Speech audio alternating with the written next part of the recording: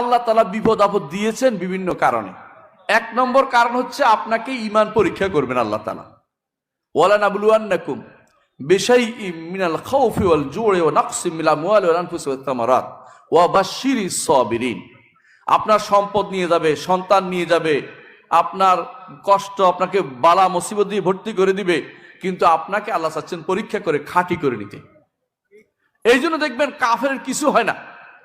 আমাদের ইসলামী বিশ্ববিদ্যালয়ে একজনে পশ্চিম দিকে ফিরে আশাও খায় না। আশা খাওয়া বুঝেন তো, নামাজ তো পড়েই না, ওইদিকে পড়েও না, ওইদিকে কোনোদিন ওর কোনোদিন সর্দি লইতেও আমরা দেখি না।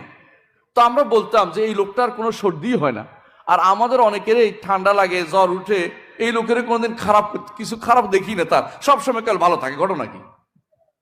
তো আমার কাছে বন্ধু এসে বললাম, আমি বললাম শোনেন, আল্লাহ তাআলা যার ভালো চান তাকে দুনিয়াতেই বিপদ আপদ দিয়ে তার গুনাহ মাফ করে দেন, এক।